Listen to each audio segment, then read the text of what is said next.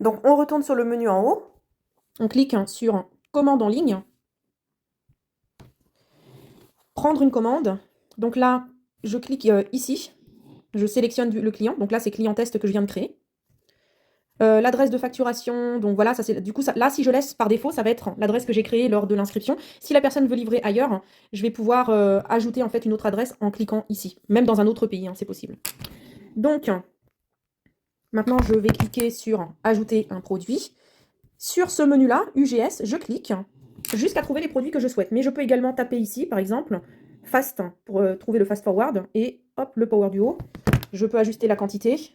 Hein, donc ici, donc là je vais mettre une boîte, ajouter à la commande. Je vais cliquer sur envoyer une notification email au client. Si jamais il y a quelque chose de précis à préciser dans la case commentaire, je le fais. S'il y a une promo à ce moment-là, on met le code promo donc ici. Mode de livraison, donc là c'est celui-là. Et je clique sur calculer la commande. Et au moment où je fais ça, donc ici on voit, il y a bien les 100 points de la commande, le total en TTC.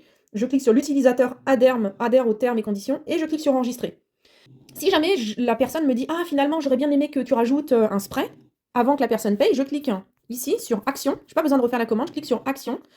Modifier la commande. Par contre, attention, si jamais il y avait un code promo et que le code promo n'est plus valable, si tu cliques sur modifier la commande, ça annulera la promo. Hein. Donc, il faut le faire enfin voilà, le jour de la promo si c'est dans le cadre d'une promo.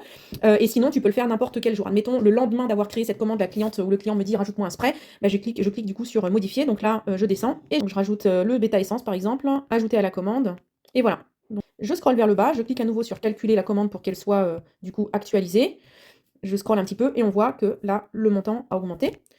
Je clique à nouveau sur l'utilisateur adhère aux termes et conditions, enregistrer, hop, enregistrer, et c'est bon. Donc maintenant, comment envoyer le lien de paiement à la personne? Je clique sur action, hop, payer la commande. Ensuite, je scrolle vers la droite. Là, on voit un paiement requis, donc ça n'a pas encore été payé. Je clique sur la petite flèche là, ici. Si c'est moi qui veux payer, je clique sur payer maintenant, et sinon, obtenir le lien de paiement, ici, voilà.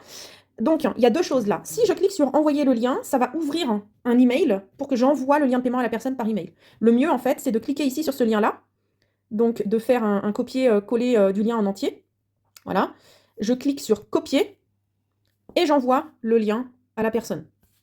Donc là, par exemple, je vais dans un chat WhatsApp et je colle le lien de paiement de la personne ici. Si je clique dessus, ça va m'amener sur le formulaire de paiement.